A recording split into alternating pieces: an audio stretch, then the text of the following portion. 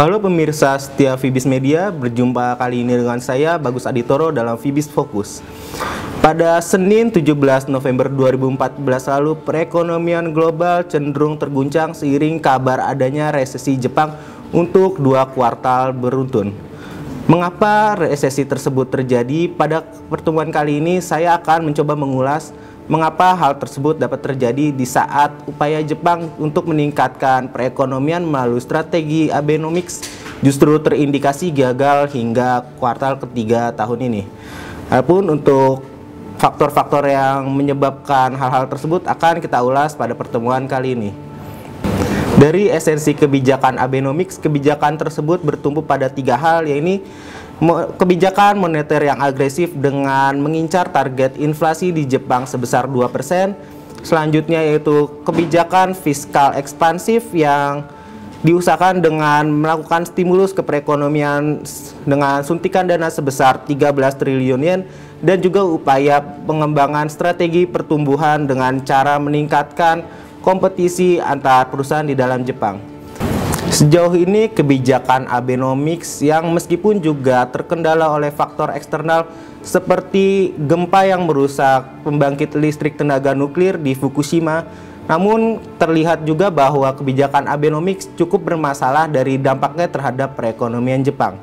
Meskipun demikian, terpantau kebijakan Abenomics terpantau cukup berhasil, khususnya terkait kebijakan stimulus moneter untuk menekan nilai yen yang sebelumnya terangkat cukup kuat seiring posisi yen selaku safe haven.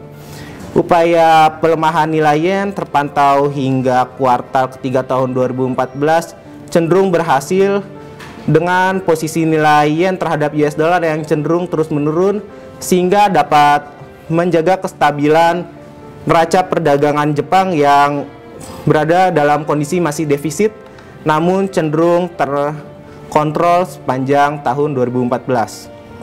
Namun kebijakan moneter agresif tersebut terpantau cukup terkendala seiring adanya upaya ekspansi pada kebijakan fiskal dengan peningkatan pajak pada April lalu dari level 5% ke level 8%.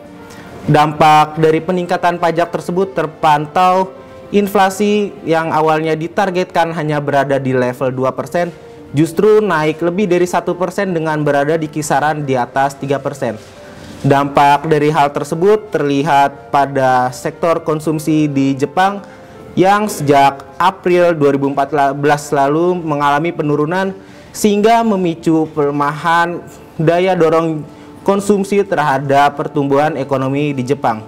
Selain itu, pergerakan supply demand di pasar domestik Jepang pun terlihat cukup berpengaruh terhadap produktivitas sektor manufaktur dan industri di Jepang yang juga turut mengalami penurunan imbas melemahnya demand penduduk di Jepang. Dampak dari hal tersebut, maka pelemahan cukup signifikan pada sektor konsumsi di Jepang terlihat menjadi faktor utama yang menyebabkan terjadinya resesi di Jepang di 2 kuartal terakhir ini. Terkait kelanjutan kebijakan Abenomics tersebut, hingga saat ini peningkatan pajak penjualan pun sudah diputuskan untuk ditunda oleh Shinzo Abe yang rencananya dari level 8% akan kembali dinaikkan ke 10%. Namun penundaan tersebut juga memicu permasalahan di mana apabila peningkatan pajak tersebut ditunda, perekonomian Jepang akan cenderung terkendala seiring adanya permasalahan budget fiskal dari pemerintah Jepang.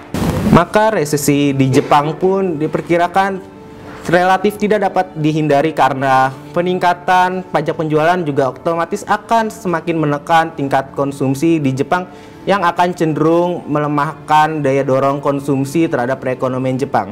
Berlandaskan dari pengaruh tingkatan inflasi yang melebihi ekspektasi pada perekonomian Jepang yang telah berdampak pada resesi di Jepang, Indonesia juga dapat mengambil pelajaran dari hal tersebut, khususnya terkait antisipasi dampak kenaikan BBM yang dinaikkan per 17 November 2014 lalu. Kemungkinan adanya tingkatan inflasi yang melebihi ekspektasi sebelumnya juga berpotensi untuk melemahkan konsumsi di Indonesia, padahal perekonomian Indonesia cukup bergantung pada sektor konsumsi untuk pertumbuhan perekonomiannya. Maka dari itu, berdasarkan dari pengalaman Jepang, Indonesia sangat perlu memperhatikan tingkatan inflasi dari dampak peningkatan harga BBM yang telah dilakukan pada Senin 17 November lalu. Demikian Fibis Fokus kali ini. Sampai jumpa di edisi selanjutnya. Salam Fibis.